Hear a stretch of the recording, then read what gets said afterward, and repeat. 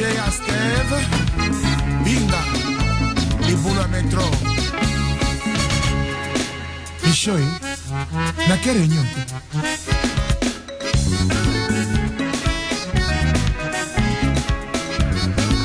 Et dit mon cher.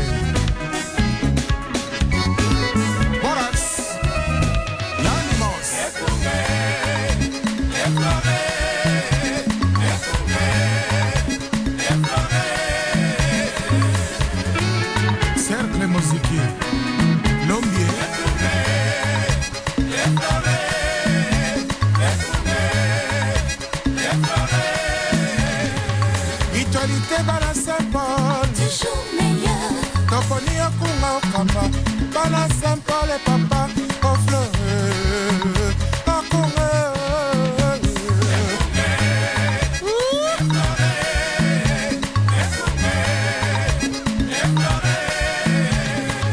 Biso bana Saint-Paul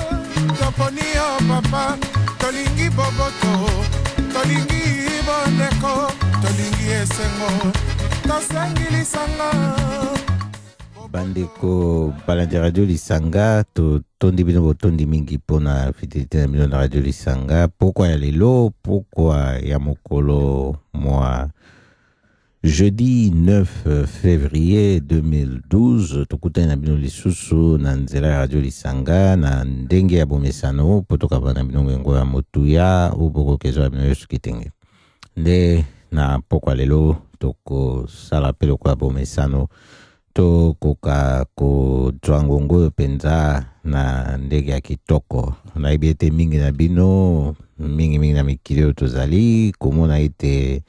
ba température e komiko kende na ndenge bana komata isali pe bino mo esengo komona ite malilio ndenge umelaki e salaki pe mpasi kasi tesiko maile ezali kaka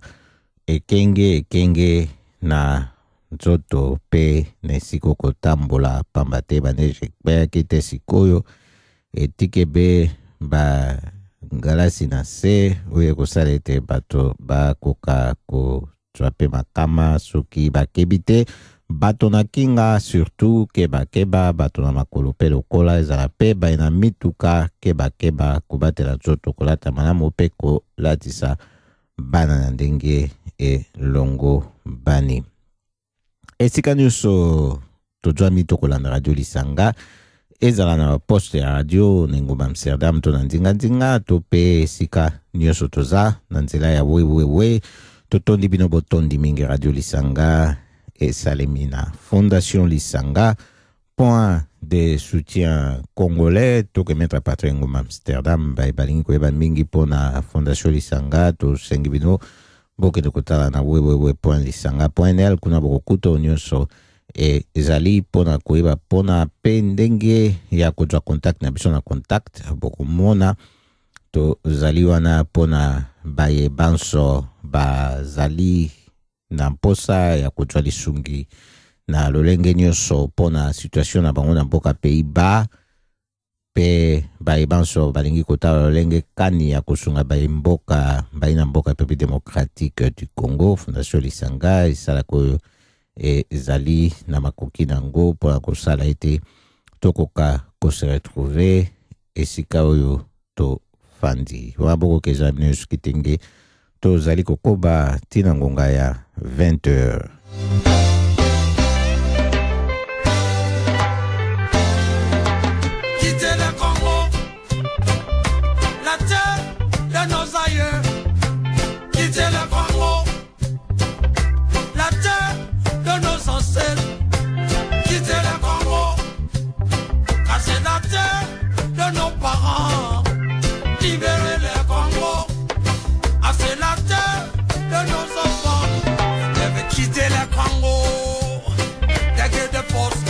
Noble et juste, tout peuple du monde a plein droit à décider de sa destinée. La gouvernance au Congo, c'est une affaire entre Congolais. Pas besoin d'étrangers collaborent pour nous diriger. Quitter le Congo, la terre de nos aïeux. Quitter le Congo, c'est la terre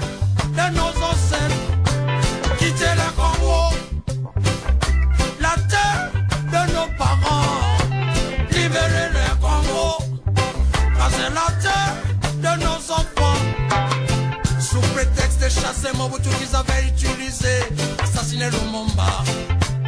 Ces complots belgo-américains sous l'ONU d'autrefois va se répéter. Utilisant troupes des Ougandais, Burundais, autres voisins pour nous envahir. Résistant ainsi jusqu'au sommet de la nation, mieux nous exploiter. Quitter le Congo, la terre de nos aïeux. Quitter le Congo, c'est la terre de nos océans. Quitter le Congo, ah, c'est la terre de nos parents. Libérer le Congo, ah, c'est la terre de nos enfants. 14 millions de morts ignorés par les médias occidentaux. Un génocide orchestré par la Belgique, les États-Unis et leurs alliés. Attendez-le, quittez le Congo, la terre de nos aïeux. Quittez le Congo, la terre de nos océans. Quittez le Congo, car c'est la terre de nos parents. Libérez le Congo, la terre de nos enfants. Nous devons résister, les chasser à de nos frontières et du pouvoir. L'objectif des ennemis, c'est d'abord d'éliminer les vrais fils du pays, du pouvoir et de l'armée pour les remplacer par ces génocidaires. Légitimés par des élections truquées et nous esclavagiser. Quitter le Congo, la terre de nos aïeux. Quitter le Congo, la terre de nos océans. Quitter le Congo, ah, c'est la terre de nos parents.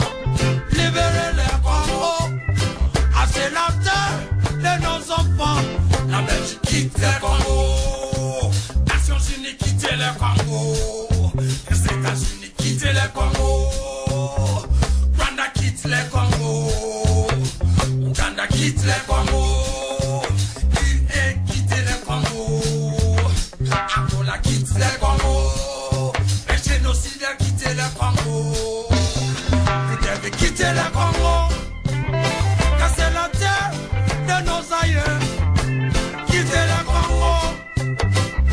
la terre de nos océans. Quitter le Congo, ah, c'est la terre de nos parents. Libérer le Congo, ah, c'est la terre de nos enfants. Nikita quitte le Congo, Kundabatare quitte le Congo. Libérer le Congo, libérer le Congo.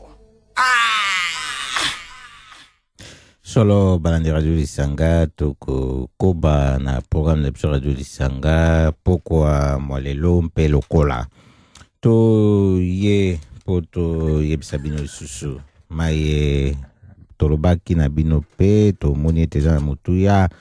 makambo mosusu eza makambo oyo elobamaka be mbala moko te kasi esengeli kokoba nango mpe koloba mpe kotsongela pamba te ezali makambo ya motuya mingi oyo esengeli to kabola yango na ntango oyo esengeli nano ekabwama toko jonga kobeta sete na lisolo toyebisaki bino oyo ya likambo ya le 13 février mokolo mwalindi oyo mokoya esili kozala proclamé journée sans téléphone portable ndenge mpe toyebisaki bino na mokolo mwa mardi oyo moleki ete yango ezali na ntina mpenza ya kokanisa bayeba biso banso oyo kuna na mboka République démocratique du Congo mingimingi na este na bitumba oyo ndenge bati kuna mpo na koexploite bamatière première kuna oyo ekosala ete bato mingi bakufi mpo na coton toyebi yango ete baappareil oyo tokoutilize na makila mia bato wana moto akoyanga na yango azali te esengeli biso moko nde toluka komema attention na ba crime oyo esalemi to ekosalema te sikoyo na mboka pepe démocratique du Congo oyo ekoze mort na bato totangaki bambula mileki 5 millions 6 millions ekomi 7 millions te na 8 millions na mikolo tozali oyo ezali génocide monene esalemi bato bakosala nango attention mingi te na mokili mobimba et pourtant oyo ekosalema kuna ezali nde koya koservir na mikili oyo nyonso tu mpe na bisika oyo tozali pamba te batelefone mobile oyo mpe na baordinateur ezala portable bapareil nyonso ya mikili ekosalema oyo ya nouvelle technologie ezali na makilami ya bato oyo bakoboma kuna na mboka pepe démocratique du Congo nde mbongo yango ekosalamela wana na botali malamu ezali kolakisa kaka pete na bapareil wana mena minduki pe oyo ekokotaka na mabele ya biso mpona kosalisaka bitumba wana kobomaka mbongo ya bamanduki wana ezali koservir kaka na bapays oyo bazali na industrie ya manduki bakosalaka mombongo na manduki mpona kobomaka bato solo tokosalelaka batelefone portable mpona communication mpe tokosalelaka yango lisusu mpo ya kobunda etumba oyo ya bakrime ekosalema mpo basala yango na makila mpo esala ete etika kosalema na makila tokoyesa bino boye mpe na cadre kaka exploitation ya bamatière première yango na ndenge ya mabe kuna na mboka pepe démocratique du Congo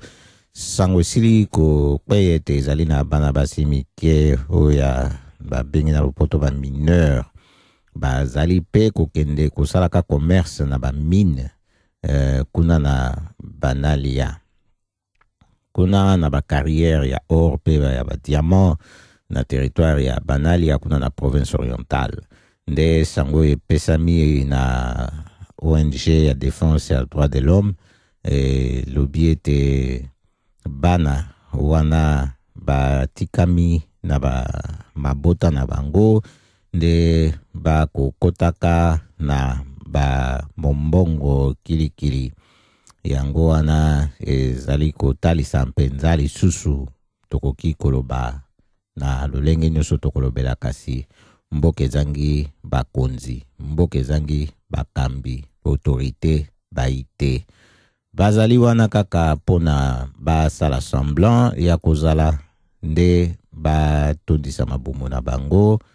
kasi ntina na bango mpona mboka eite nde yango esengeli peuple moko ayeba lolenge kani esengeli atelema mpona kosala ete makambo mazonga na ndenge longo bani toyebi na mokili mobimba banda histoire ya mokili banda te nakoya kokoma sikoyo ndenge tozali bokoki kotala babuku nyonso mpe koluka sikoyo ndenge bato bakomi makasi na wewewe kotala mpe komona mpe koyoka mpe eza na batelevizio makambo kolekaka na bamikili misusu na tango na bamboka makambo ekotambolaka malamu te peuple ezali babelema yo mboka na yo yo nde ozali wana mpona bakambi bazala mpo soki ozali te mokambi ntina na ye ezali te esengeli oyeba ndenge nini ozwa makambo na maboko mpona ekoka kokende na lolenge esengeli nde na likambo na telefone portable ndenge tokoloba mokolo mwa lundi 13 février eza lundi oyo mokoya boyebi biso awa radio lisanga ezaka chaque mardi na jeudi de 19h à 20h donc jeudi oyo tokoyebisa bino ya lelo ntango tokoya ekozala déjà le 14 février donc lundi wana botia na mitu na bino malamu tokanga ebe batelefone yango soki mpe yango nde moto esalaka ete mikolo tozali oyo bato bavivre comme ça bato mpe bakufa na bango nde tokoyeba ete eza yango te tokoyeba solo importance ya vie ndenge ezali soki omoni ete ozalaki nango te posa nango eleki yo makasi kanisa mpe bazangi bato na bango oyo babomi bango mpona kuiba matière première wana pona kosala telefone wana mposa na bango baina ngona bato na bango e lolenge kani nde na ntango bakobenga balobi yaka tokende soki kosala marche awa yo bi mwa malili ezali to omoni mwa 10 na yo kofuta wana te soki balobi yaka tokende kosolola makambo maconférence kuna mpo na Congo olobi tokochange mboka na conférence te eloko okobosana nde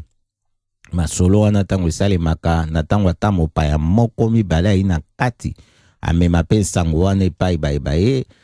makambo etambolaka ndenge wana nde esalaka ete sango epanzana bozwa mpe bato oyo bakomema ntina na bino te kende kokoma esika esengeli mpenza esala ete makambo malonga mpe masalema etumba ezalaka ntango nyonso etumba ya molai toyoka mpe tozali ebele na bitumba oyo tokoyoka mpe ezali na mobundeli monene oyo afandeli na mboka France kuna lobaki mpe likambo na ntina na batelefone portable oyo mpona kopemisa yango mokolo mwa le 13 février mokoya bokoyoka ye sikoyo tokolekisa ndenge ye asololaki na bilili oyo etwamaki na baninga basusu na TV na bango oyo balekisaki nde tokolekisa bino mo ngongo na ye. Bonjour à tous. Si nous sommes réunis ici, encore une fois, chers compatriotes, chers frères et sœurs congolais et frères de lutte, c'est tout simplement parce que le 13 février 2012, nous lançons la journée sans téléphone portable. Donc nous voulons ainsi sensibiliser tous les Congolais. Nous voulons sensibiliser également la communauté internationale aux dérives excessives qu'ont les multinationales, aux dérives qui se passent en République démocratique du Congo. Vous savez que les téléphones portables aujourd'hui que nous utilisons sont la plupart du temps fabriqués à base de coltan. Le coltan est fabriqué à hauteur de 80% en République démocratique du Congo. La plupart du coltan qui est exporté, le coltan mondial, est fabriqué en priorité en République démocratique du Congo. Donc aujourd'hui, nous voulons vous demander de venir nous soutenir, de venir supporter cette journée. Donc une seule journée, ça ne vous coûtera rien. C'est juste pour la cause congolaise, c'est pour sensibiliser le monde à la souffrance qu'endure aujourd'hui le peuple congolais. Des enfants triment dans les mines de coltan, des enfants meurent dans des mines de coltan au lieu d'être à l'école. Donc nous vous demandons d'être solidaires et de respecter cette journée off, cette journée sans téléphone portable. Donc je vous rappelle, le 13 février, c'est la journée mondiale sans téléphone portable. Au Congo, il est possible d'avoir un coltan propre. Pour rejoindre notre cause, rappelez plus tard. Please, come and support us. We need your support. There are too many blood. There are blood in your mobile. Nous vous demandons vraiment de venir nous supporter, de venir nous aider. Aujourd'hui, chaque Congolais doit être conscient qu'à chaque fois qu'il utilise un appareil de ce genre, c'est un enfant qui meurt dans les mines de coltan. Plusieurs millions meurent chaque année dans les mines de coltan. Des femmes meurent, sont violées pour l'extraction du coltan dans les mines congolaises. Aujourd'hui, nous vivons de technologie, mais il faut savoir que cette technologie est synonyme de mort pour les Congolais. Cette technologie qui devrait bénéficier en premier lieu aux Congolais, les Congolais n'en profitent pas. Ce sont les industriels, ce sont les compagnies internationales, ce sont les grandes compagnies financières qui profitent de cette manne qu'est le coltan. Le coltan est une richesse pour le Congo, mais cette richesse s'est muée en malédiction pour le peuple congolais. Donc aujourd'hui, nous vous demandons juste de faire preuve de solidarité, d'alerter le monde entier, de changer aussi vos répondeurs. Vous verrez qu'il y a plusieurs messages qui ont été préenregistrés, que vous pouvez télécharger en version MP3 et que vous pouvez mettre dans vos téléphones pour sensibiliser les gens qui vous appellent. Donc ce jour-là, on vous demande de garder vos téléphones éteints. Chaque personne qui vous appellera tombera sur ce message et ce message participera à la sensibilisation du peuple congolais et pas seulement du peuple congolais, mais de tous vos amis, qu'ils soient européens, asiatiques, etc., entendront ce message et automatiquement vous les interpellerez à travers ce message. Donc nous vous demandons vraiment d'être solidaires, nous comptons sur vous. 13 février, journée mondiale sans téléphone. Il y a 8 millions de Congolais qui sont morts à cause du coltan du sang. Le coltan du sang. Et nous demandons à tout le monde, à tous les Congolais, le 13 février 2012, éteignez vos GSM. Nous procédons à l'opération Journée sans GSM. Chers amis, éteignez vos GSM le 13 février 2012 et mettez ce message sur votre répondeur. We are asking to all Congolese people to turn off their cell phone on February 13. Donc nous demandons à toute la communauté congolaise et aux amis du Congo de fermer leur GSM, leur téléphone portable, ce 13 février 2012. Les Congolais qui sont tués actuellement tant à l'est qu'au pays sont tués à cause des minéraux, notamment des richesses du Congo, pratiquement les coltans qui servent à l'utilisation des GSM. Et donc raison pour laquelle je pense que cette action,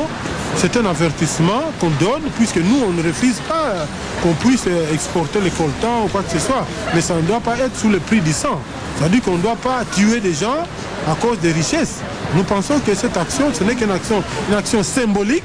mais qui a toute son importance. Et nous pensons aussi qu'à travers ça, ça peut aider pour que les gens comprennent qu'on veut bien les richesses, mais pas au prix du sang. Il faut qu'ils laissent les gens vivre. Les richesses sont là pour être utilisées. Et pour être vendu et utilisé, nous sommes d'accord, il faut l'exporter normalement, le vendre normalement, il n'y a pas de problème, mais pas au prix du sang. Donc voilà pourquoi nous pensons que cette journée a son intérêt d'exister et peut-être plus tard, éventuellement, on pourrait puis envisager d'autres actions à l'avenir si les avertissements que les Congolais donnent à travers les actions symboliques n'aboutissent pas. Je crois qu'il faut réfléchir à beaucoup d'autres solutions. Voilà, je pense que pour le moment, c'est l'essentiel. Voilà.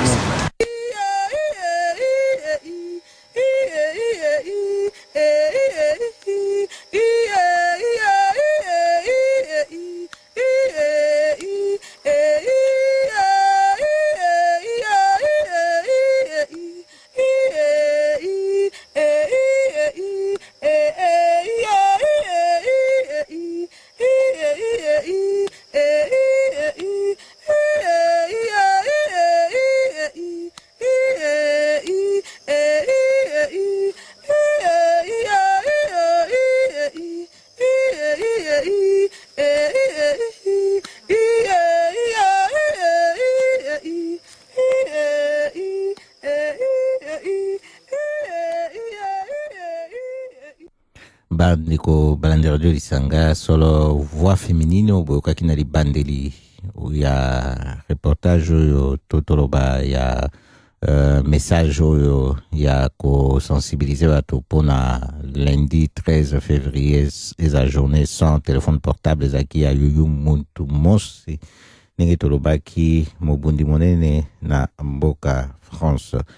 Tozali kokoba na radio Lisanga wisami na fondation Lisanga point de soutien congolais oboko kezwa bino yesu kitenge tozana bino tina ngonga ya 20h pensée lisusu na ba victime nyonso ya génocide na mboka République démocratique du Congo pona coltan oyo mpenza ezali ya lopango ya banka solo bango longonia mingi na bango mpenza. Bandeko ba bolingo boyebi na malamu bino nyonso likambo ya mabele ezali koningisa mikili nyonso abandeko na biso basili kokufa liwa somo na Kivu na Bunia Mbandaka Kongo diankasi ni binote mwana mboka la muka banguna bakoteli biso batangisi magila na kati ya lupango basali soni na bana geto sikono balingi kokendo sokola maboko ifuku mitano sili kokende ifuku mitano balingi babomba yango ifuku mitano eko zala anayo mitano baneko tusose yano wakaka na wadada wanateswa juu ya vita wamelia mingi mpaka machozi zina wakauka watoto wanaiva wazazi wana kazi ya bunduki na mpanga uzuni sana wandugu wanachinjwa kama nyama. Usitie moyo, Ulaya kaka hawana mlaka na tabu zetu. Miaka 10 zimepita, kazi yabo ni kucheza na wasika wetu.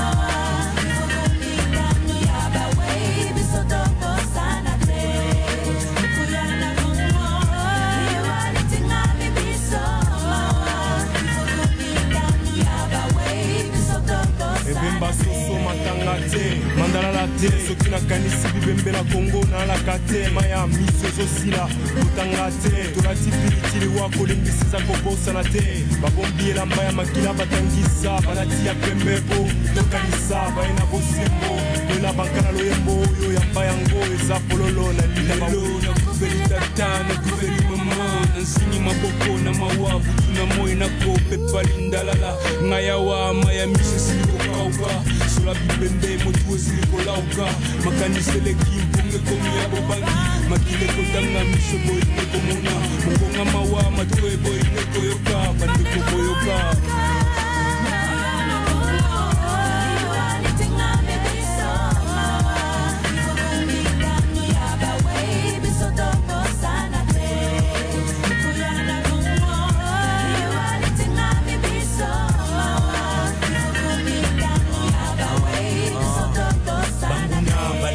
Dudua seki sabiso, balingi tengike apanza sango, balingi bedeka ba telema, yango wana ba utiko boma bandeko na boma. Chela, Mwanda, Matadi, Inga Songololo, Kiadi, Banza Bungu Lemba,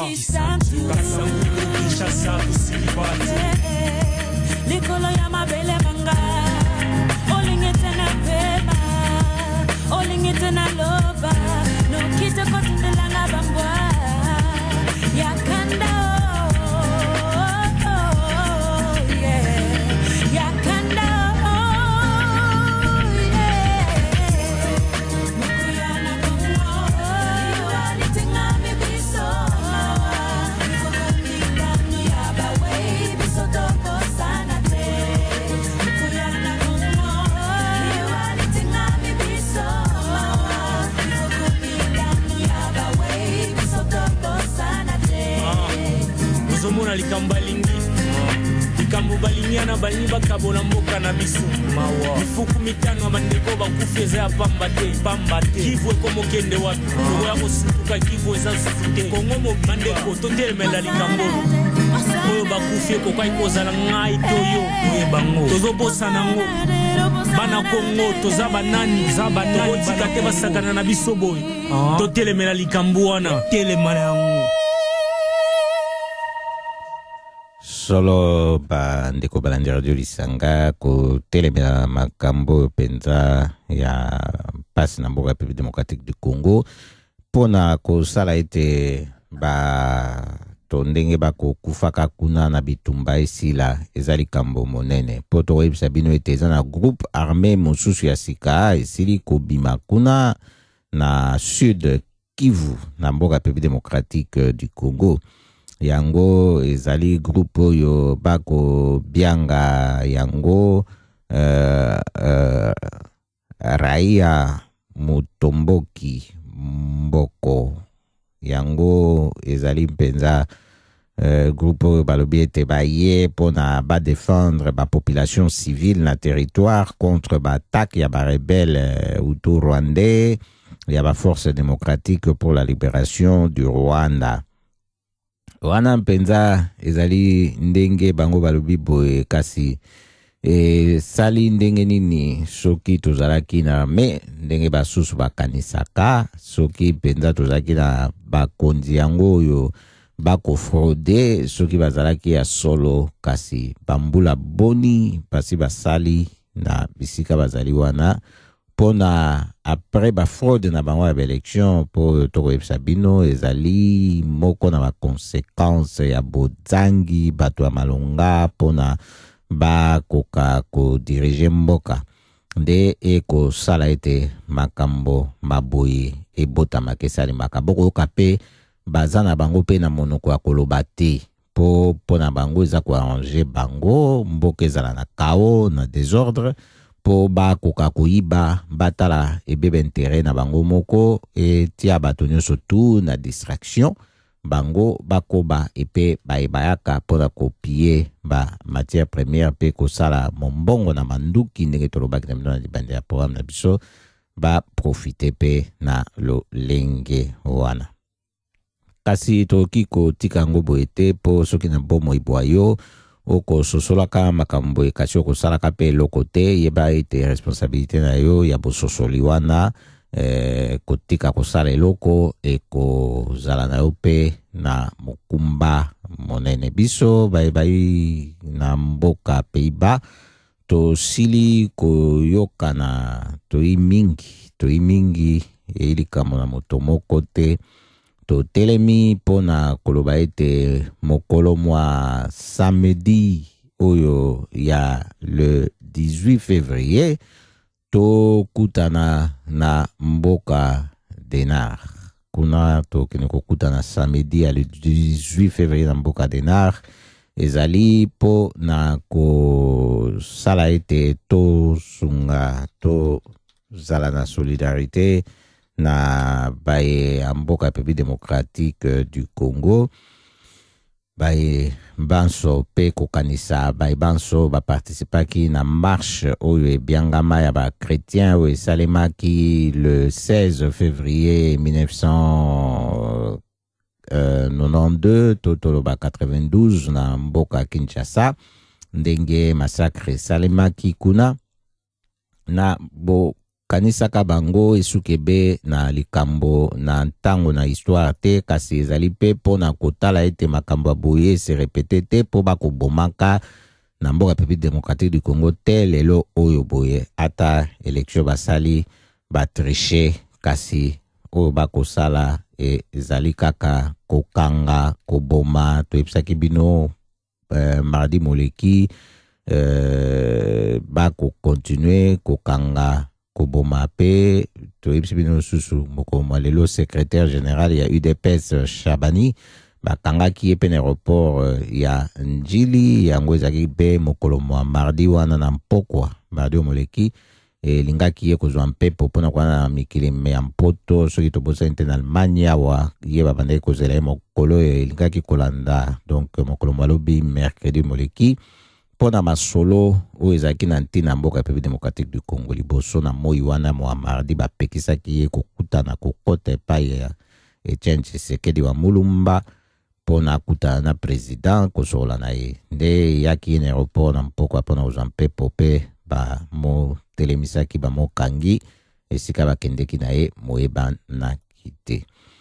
Boko mona ete makambo maboye pe baye basali ba démonstration na mboka République démocratique du Congo babomi bakangi makambo nyonso toyo toko condamné ezali kolakisa ete l'état oyo aza kuna ileta te kasi eza yango machine moko ya répression ya oppression oyo esimbami na bakabiliste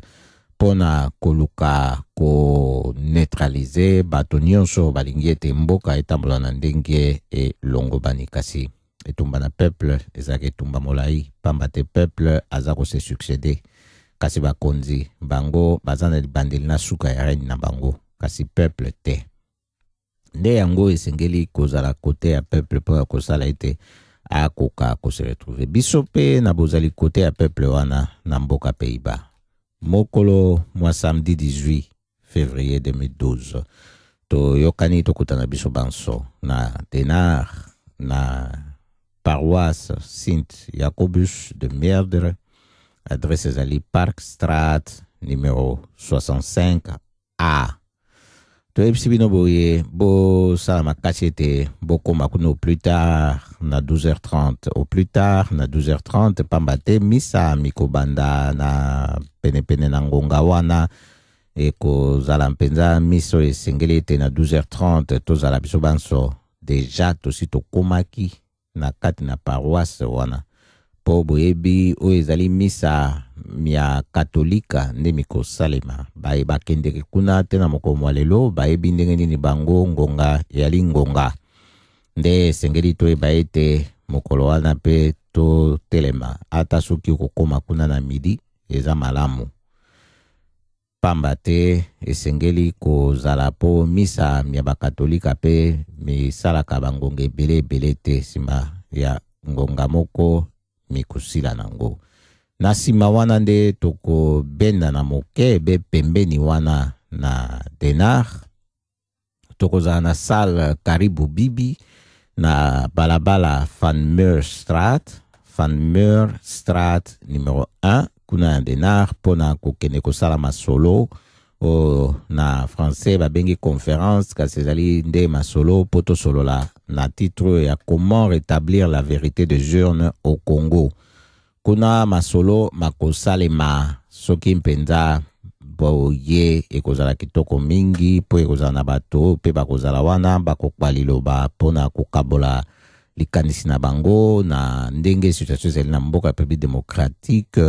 du Congo. Nde tokosenga boya po bango soki balobi oyo nyonso pe ayi na sala azali pe na yaye pe makoki pe atia yaye liloba yaye likanisi. Nde tokanisa pe bato banso bazali wana ete moto ya akozala liloba koloba akoka pe kotia. Na nsima wana tokozala pe na mwa ntango moke na ndenge balobaka na français informel mpona pe to yebisama pe to koka kosola lisusu mwa moke nde tokabani na mpokwa po tokende pe na baobligation misusu oyo mikozelaka biso. Baye balingi koyeba mingi bokota na site ya Fondation Lisanga Point de soutien congolais www.lisanga.nl kuna bokokuta ba detail nyonso na mokolo ya le 18 février oyo ezali na Denar esalemi ezali conférence ezali misa nde kobanda nano nde tokosola na nsima wana pona tina ya République démocratique du Congo. Esengeli tomonana tomimonisa po tokoka pe kokabla mwa likanisi boyebi lisolo ata ya 2, 3, 4 minutes oyo elobami na ntina na makambo oyo ezali na motuya esalaka ntango mosusu ebota relation ya bambula na bambula esalaka pe ebota resultat ya makambo minene na mikolo mike pamba te bato bayebani bamonani basangisi makasi na bango pe bamoni ete batambola nzela moko mpona bakomisa etumba makasi mingi koleka. Nde toyebisi bino boye balandi radio Lisanga tozala mpenza na boyiki mpiko pe boyebi ndenge nini ya kokoba na makambo toyi kosalaka mpona mboka na biso tokpanano oyo ya biso bogoigoi tokpanano ya biso likundu totia yango pembeni esengeli soki omoni oyi na makasi na yo na motema no ya mabe ya kosalaka bato mabe sala nano bayi kosalaka bato mabe kuna na mboka République démocratique du Congo mabe tomona na makasi na yo wana ya kosala bato mabe soki oyi nango na ntango okokoka sala bongo te tika bato nzela polele basala makambo na bango bayi kosalaka mpona peuple akoka pe kozwa ye makoki ya koseka mwa moke na ndenge ya kosala vi. Boyebi ete makambo ndenge bakoleka na mokili makasi mingi pamba te na mikili oyo tozali depuis crise économique ebeti makasi bakolukaka ebe moyen ya kosala ete badiminuer bato makoki na ndenge oyo basalisaka ezali kaka oyo basalisaka te ata bayeba kosalaka misala mpe kokomaka mpasi mpona bango toyebisaka bino na radio Lisanga na bantango nyonso ezalaka na ntina ya koloba boyebi na bamboka misusu lokola Espagne kuna bamisala ekomonanaka lisusu te banda crise économique yake ekomi mpasi mingi. Grèce ndenge aza mpe na liste mpona basalisa ye bapesi bakondition makasi boyebi ete basengi kutu bakitisa salaire minimum kuna na 20% eza moke te ezali ebele epe balongola na bamikolo mikoya bafonctionnaire ebele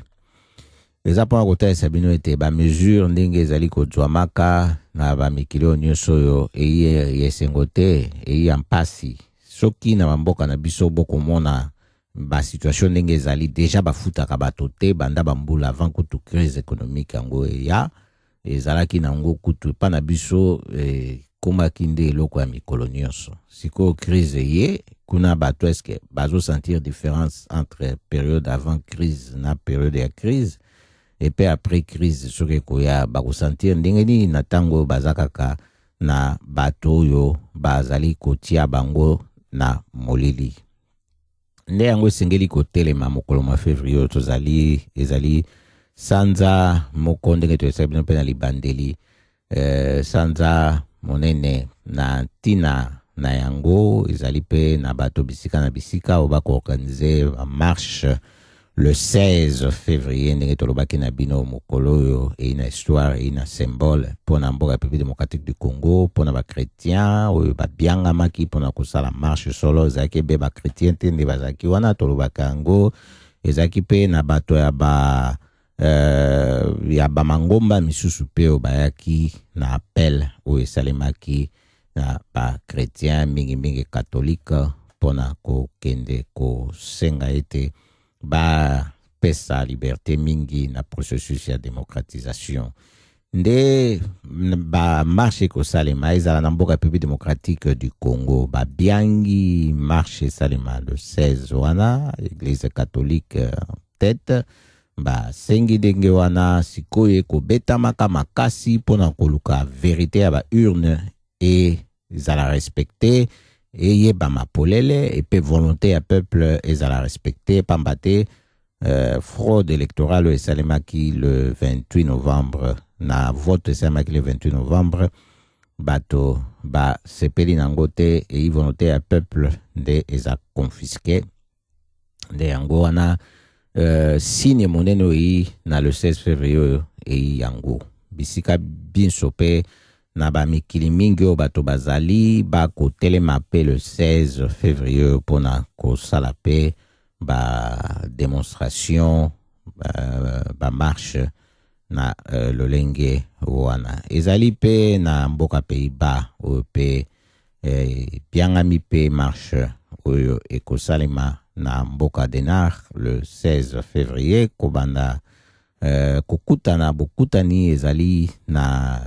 gare centrale ya Denar kuna kosala marche tina CPI na Cour pénale internationale ko marché ndenge wana pona kokende pe ko monisa oyo banso pe ko continuer ko bomamaka na baikuna na mboka République démocratique du Congo kokosama kokamba kasi nde babomi pona ko lakisa nzela esengeli bango basala esika o bakoki kokota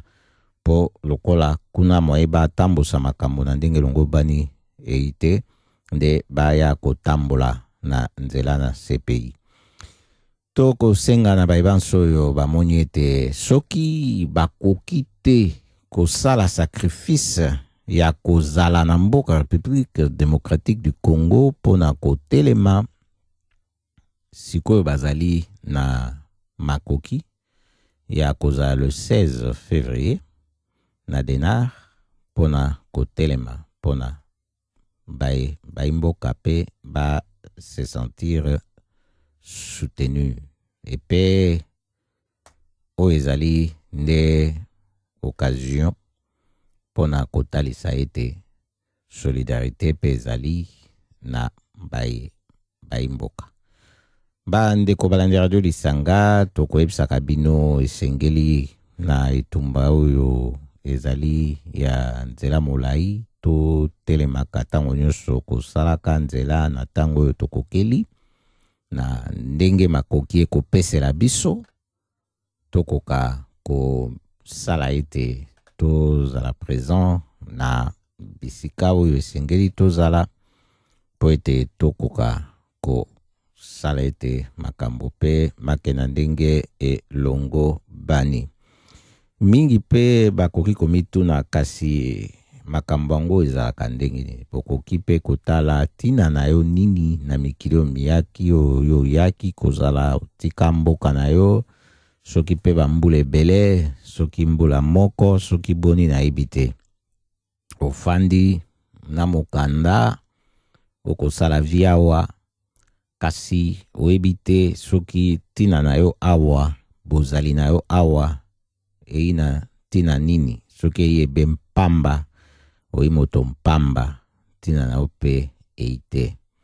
kasi soki oyebi ete ina ntina kozala na yo awa po tango yo ozali koleka bai komono na moto nyonso ayi ya mboka oyo na bamboka oyo biso tofandi na mindele baza komona yo mbala moko bakomona ete oyi moto na Afrika outi esika mosusu oye awa kozala na yo awa soki omiyebi te eyi mpasi oza mowei esengeli omiyeba oyeba ndenge nini otemela makambo mayo ndenge nini oyeba pe kosala ete makambo na mokili ekoka kokenda ndenge longo bani soki botali pe ata na bamboka yango tofandi awa bampasi pe ezali bokoyokaka likambo na babanke alimentaire ekokomaka makasi na bamboka oyo tofandi na France kutu ezali likambo akala esi ekota kuna na ndenge ya kosakana te na Belgique ekoma mingi bakomi olobela yango awa pe impasi na mboka Pays-Bas ntango biso toyaka eloko wana ezalaka te tokomona ngo ndenge ekokotaka na miso na biso ekolakisaka ete mpasi ekokomaka kaka kokoma kasi boyebi ata bamboka yango tokuti bango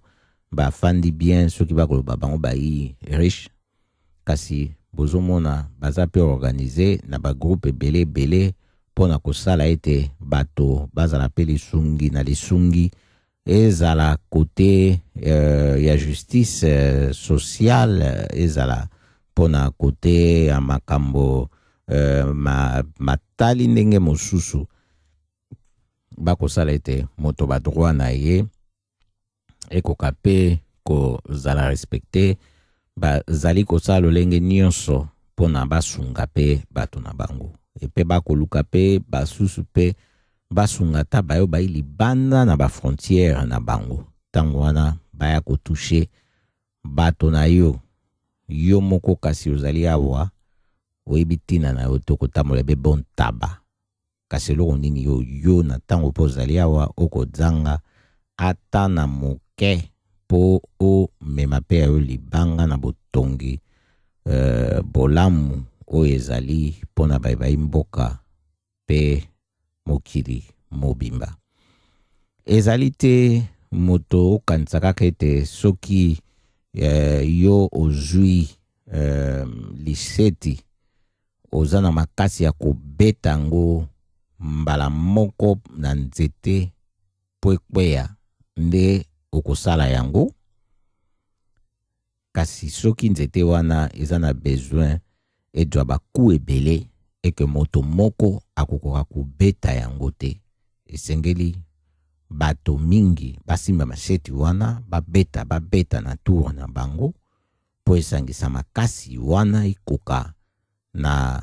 ndenge esengeli kebeta maponze te kweya moto oyo ayi na mato ya koyoka ayoki pe akoyebete lisalisi ya moke ezalaka te oyo nyonso eza lisalisi na tango esi esalisi ezalaki na ntina eza esu moke te sekomi lisalisi po lisalisi soki eza ya moke eyi na ntina te eyi esu lisalisi te po esalisi te nde yango esengeli kotala makambo na ndenge oyo elongo bani mpona koyeba ndenge nini omiyeba na oyo yo esengeli osala kotala bato na mosika wi to kotala na mosika moto nyonso te abiangami mpona sala lolenge moko kasi na tango ezali na baye bakosalisa makambo ezali mpona basusu oyo bazali wana mpona basala makambo wana kosalisa makambo kosala makambo kozala na makambo komona makambo kotala makambo ekeseni na kokima makambo kobatama makambo nde yango to koyebisa bino po boyebe ete kokima makambo imalamu te na tango bakobianga bino na masolo ma mboka ya République démocratique du Congo na kotelema mpona kotambusa makambo na ndenge bato bakosepela ete esalema mpo ekende liboso. Tika ete toyeba ndenge nini esengeli mpenza tokoka kotambusa makambo na boyebi ete esengeli to ndima présent na makambo oyo ezali na ntina mpona bomoi bwambi biso. Yango ezali nde kosala pe ete bayebai mboka bakoka kozala na kimia mpe bazala na vie oyo ekoki kozala malamu mpona bango, bakoka mpe kozwa basoin ya malamu, bakoka mpe kolia malamu, salaire mosalemo wana mpe mpo esala ete bato mpe biso toyi koto oyo tokoka mpe kozala na espace na vie ya kozwa mwa mpema mpe mpona kozala biso banso na esengo. Yango tokoyebisa bino boye mpona tokoka comprendre ete makambo oyo ezali makambo minene. Bososoli nde tokosenga na bino. Tolobaka na bino ntango nyonso boye na mpamba te ezali mpona tokoka koyeba, tokoka kososola mpenza malonga na ndenge nini makambo bakokende. Nde tolobaka na bino mpe ndenge nini makambo bakokendeke na mikili misusu neti na mokili oyo tozali na mboka Pays-Bas. Bakotalaka kaka ndenge nini bakotia immigration na difficulté. Na bazotala likambo ya immigration mingi na regroupement familial na bato oyo bakosepelaka te bayaka omoni wapi bakende kosola na parlement na bango balobi ete moto po aya koka esengeli aya azala na diplôme ya enseignement moko boye. Epe moto ayakei koloba yango ayi moto mosusu te, ayi pe penza moto motangisi monene ya ekonomi na UFA na Université Amsterdam awa boye. Nde moto akendeki koloba lisolo ya ndenge wana na parlement na dena awa boye. Wana eza po bomona ete bazali na mposa kaka bakomisa makambo makasi mpona bapaya. Bokoki komituna soki awa na mboka Pays-Bas biso baitofandi toyebi moto nyonso aina diplôme awa aza na mosala, ata soki balobi ete po bapartenere oyo baikoya bakombelaka te na mabala na bango, bakokabwanaka bakokumaka na mikakatano mpona bamifandisa na mboka oyo bakoka kose sauve, bakokozwa mosala mpe yeba ndenge nini bakoka kofanda na kati na société, bako utilizaka mingi nde aide oyo ya leta. Kasi diplôme wana ekosala ete esilisa ba problème oyo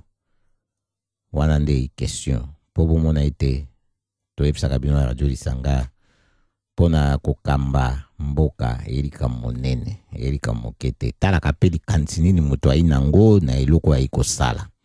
A partir ya likanisi na yo nde okobota. Soki oza na likanisi na mabe okobana na okobota kaka